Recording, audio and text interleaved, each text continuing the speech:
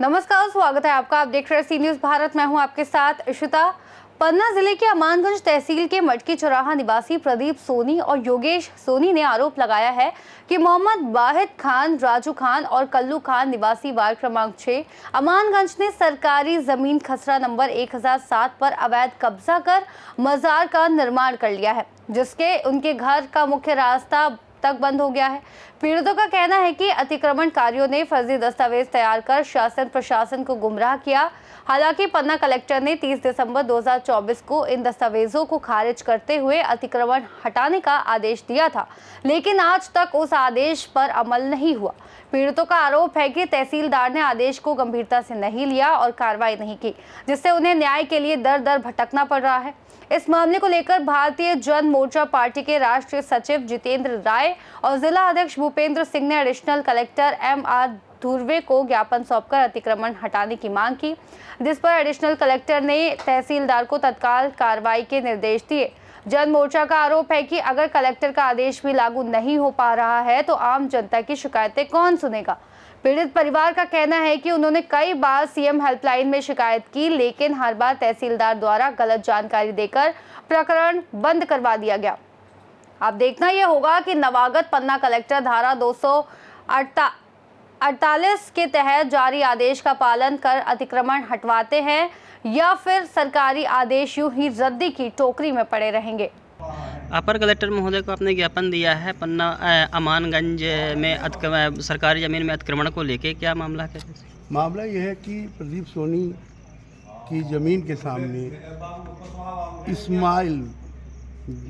मोहम्मद इस्माइल पिता हैं मोहम्मद वाहिद का, उनके द्वारा जो अवैध तरीके से नेशनल हाईवे उनकी रोड के सामने की जो जगह है उसमें वो घर और मजार बना लिए हैं, ठीक है।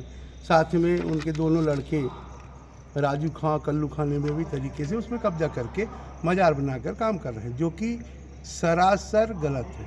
पहली बात, हिंदुओं के साथ ये जो बेमनस्ता है एक मुसलमान का, ये बहुत बड़ी बात है। आप किसी भी सरकारी ज़मीन किसी घर के सामने जोर ज़बरदस्ती के साथ गलत करते हुए आपने मजार और दुकान का निर्माण किया, ये भी अपने आप में सोचनीय बिंदु है। ऐसे ही के कारण ही आज देश में पूरी बेमनस्ता बढ़ रही है।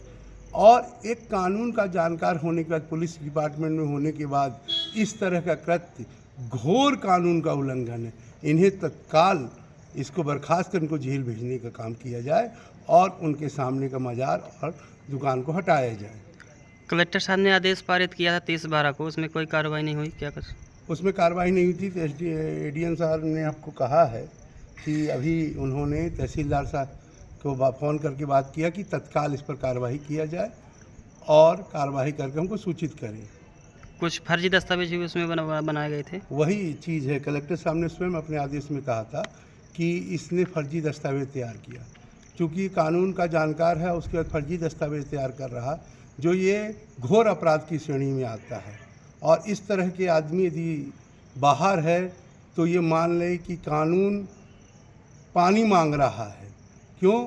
क्योंकि जब ये पुलिस डिपार्टमेंट इसको मालूम है कि कौन कौन से कहाँ गलत है, गलत होने के बाद भी ये गलत कार्य कर रहा है, इसलिए इसको तत्काल गिरफ्तारी होनी चाहिए। आपका नाम? मेरा नाम जितेंद्र राय, मैं भारतीय जन मोर्चा पार्टी का राष्ट्रीय सचिव।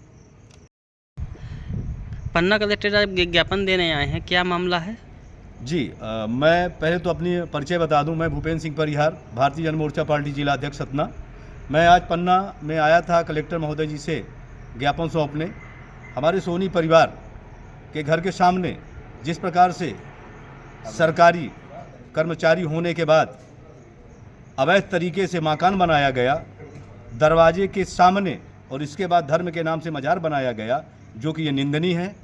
अगर कोई आम नागरिक करता तो एक बार मैं मान सकता था, लेकिन जिस प्रकार से ये सरकारी कर्मचारी होते हुए और खासकर ये पुलिस प्रशासन में होने के बाद इन्होंने जिस प्रकार से कृत्य किया, गरीब परिवार को सताया, वो निंदनीय है।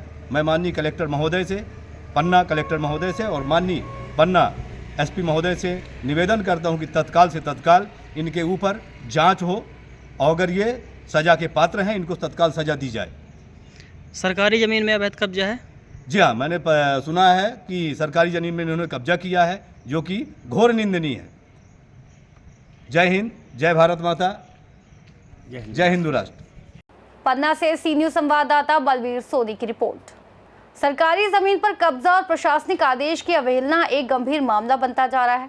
अब जिले की नई कलेक्टर क्या रुख अपनाती हैं, इस पर सभी की निगाहें टिकी हैं।